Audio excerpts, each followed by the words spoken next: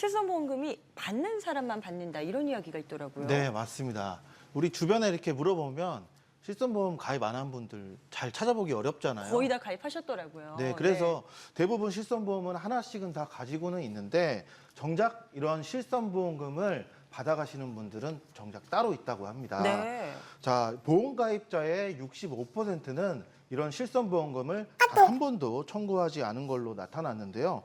전체 가입자의 4.4%만이 보험금을 좀 많이 받았는데 어느 정도나 많이 받았냐면요. 올해 지급된 실손보험금 전체 금액의 약 65%에 해당하는 2조 5천억 원 정도를 이 4.4%에 해당하는 분들이 다 받았다고 하니까 이것만 봐도 아주 편중 현상이 좀 너무 심각하다 이렇게 볼 수 있을 것 같습니다. 보험금이 이만큼 오르는지 내가 더 혹시 더 많이 오르는 건 아닌지 그 올라가는 구조를 잘 모르시다 보니까 그 내용이 궁금해지더라고요. 그 어떤 배경들이 있을 텐데 말이죠. 네, 이게 보험료가 뭐 다 똑같이 오르는 건 사실 아니고요. 이제 1, 2, 3세대하고 4세대가 보험료가 인상되는 방식이 좀 다르긴 하거든요. 그래요. 자, 1, 2, 3세대 같은 경우는 이제 실손보험 가입자를 성별, 연령별로 이렇게 묶어서 이제 구분을 먼저 한 다음에 각 집단의 이 손해율과 또 위험요율을 고려해가지고 보험료를 이제 결정하는 방식을 취하고 있고요. 네. 반면에 이제 4세대 같은 경우는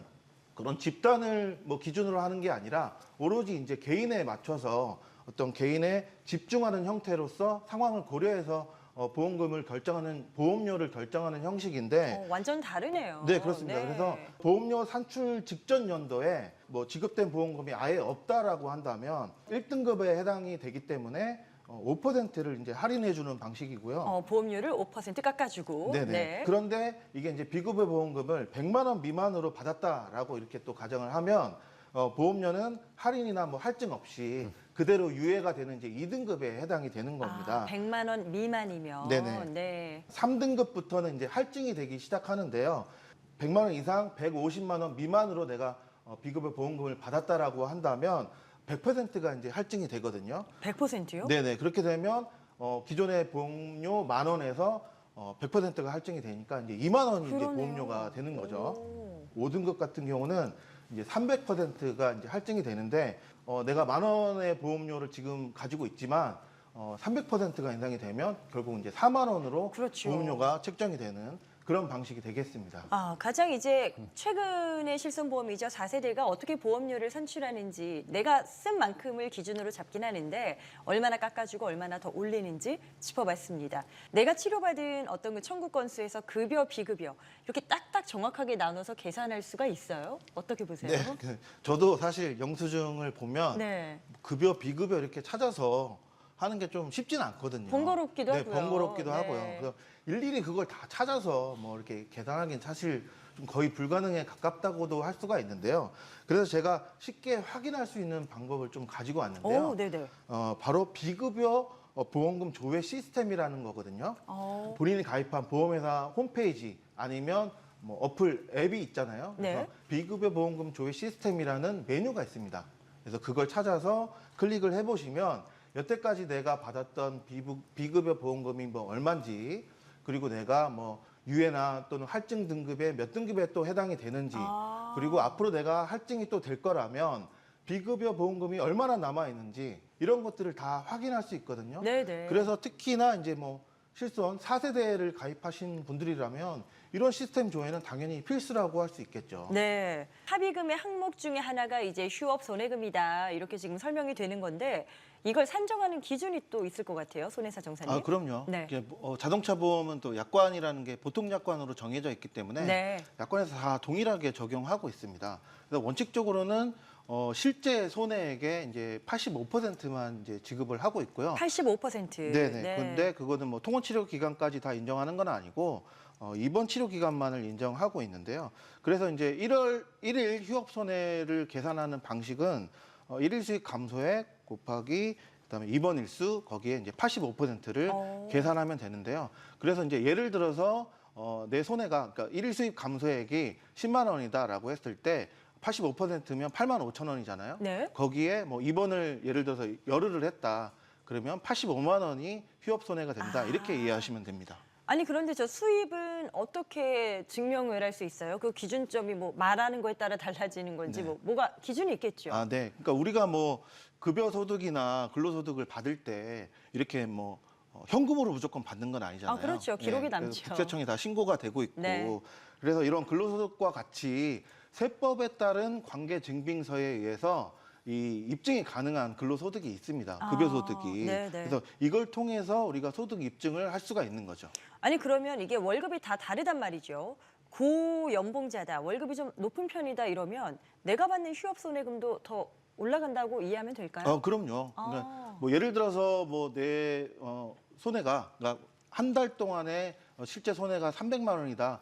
그러면 그 정도밖에 이제 휴업 손해를 못 받는 거고 네. 그게 아니라 이제 뭐 한 달에 3천만 원 번다. 뭐 생각만 해도 행복하겠지만 그렇다라고 네. 하면 또 그만큼 더 휴업 손해를 인정받을 수 있는 거죠. 아, 정말 실제 소득의 근거에서 이제 산출되는 게 달라지는 건데 지금 이 사연의 주인공은 일용직 노동자여서 내가 이제 고정적인 그 금액이 없다 보니까 그래서 휴업 손해금을 안 주는 건가 이걸 궁금해하세요. 이 경우는 어떤 거예요? 이거는 조금 보험회사에서 좀 잘못 얘기를 한 것 같거든요. 그래요? 일용직 네. 근로자라고 하더라도 당연히 이제 휴업 손해는 받을 수 있습니다. 네네. 그래서 일용직 근로자 같은 경우도 뭐 매일 일을 나가시는 분들도 있지만 또 그렇지 않은 분들도 있긴 있거든요. 근데 그렇다고 하더라도 일용 근로자 분들도 이렇게 다 세금을 내고 있습니다. 네. 그래서 아까 말씀드렸던 것처럼 세법에 따른 관계증빙서에 의한 증빙이 가능한 서류로 증빙이 된다면 그걸로 이제 소득을 인정받으면 되고요. 근데 이제 그 고시기준 도시일용 임금이라는 게 있거든요.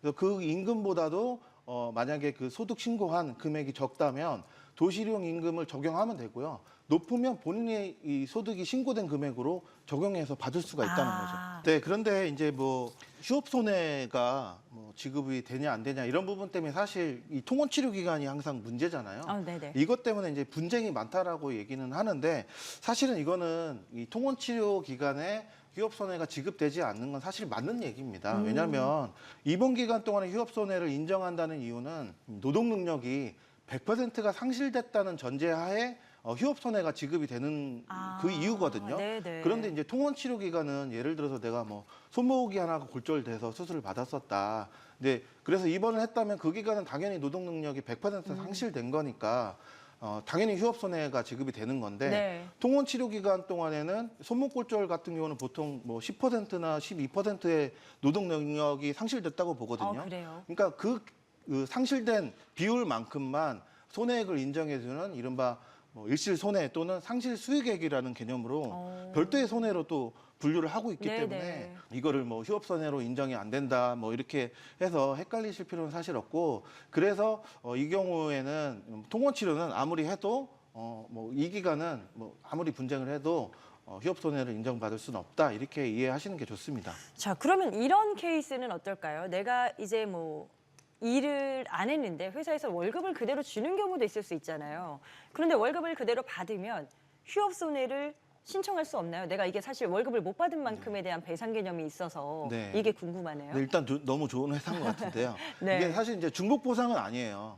그러니까 일부 보험사의 일부 담당자 같은 경우는 이런 뭐 제기를 하지 않는데 이런 문제 제기를 하지 않는데 일부 또 어떤 보험사 담당자들은 이거 중복 보상이다 이렇게 얘기하는 케이스가 있거든요. 그래요? 근데 이게 대법원 판례에서도 알 수 있듯이 이 입원 기간 동안에 이 피해 근로자, 그러니까 이 환자한테 지급한 급여의 성격은 어떤 뭐 급여의 목적으로 줬다기보다도 회사가 이제 은혜적인 차원이나 어떤 복지 차원으로 지급한 거에 이제 불과하기 때문에 네. 이거는 성격이 달라서 중복 보상이라고 할 수 없으니까 결론적으로 받을 수 있다. 보험금을 줘라. 네네, 네. 휴업 손해를 받을 수 있다 이렇게 이해를 하시면 되고요. 알겠습니다. 참고해 주시면 되겠고요. 자, 사연의 내용으로 와보면 이분은 결국 휴업 손해금을 청구하실 수 있다고 합니다. 손해사정사로서 이런 케이스가 좀 많이 있을 것 같아요. 보셨을 것 같은데 주실 만한 꿀팁이라던가 있을까요?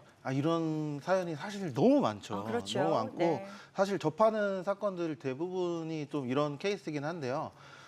교통사고가 났는데 입원을 했다면 당연히 이제 휴업 손해 받을 수 있다고 말씀드렸잖아요. 네. 근데 통원 치료밖에 안 하는 분들도 많아요. 그래서 뭐 가볍게 경상사고를 입어서 2, 3주 진단을 받게 되면 이제 통원 치료만 하시는 분들이 자주 있거든요. 그렇죠. 이제 그런 네. 경우에는 휴업 손해가 포함이 안 되다 보니까 보험회사에서 제시하는 합의금 자체가 엄청 적은 금액을 먼저 제시를 하는데 뭐 예를 들면 뭐 50만 원, 60만 원 처음에 이렇게 제시들을 합니다. 네. 그래서 처음엔 좋게 해결하려고 했는데 그 얘기 들으니까 너무 화가 화날 수 나가지고 있죠. 네. 난 끝까지 가겠다. 뭐 이런 분들이 사실 많아요. 근데 그렇게 뭐 흥분하거나 뭐 하실 필요는 없고요. 제가 꿀팁을 하나만 좀 드리겠습니다. 네. 많지만 오늘 딱 하나만 풀고 가겠습니다.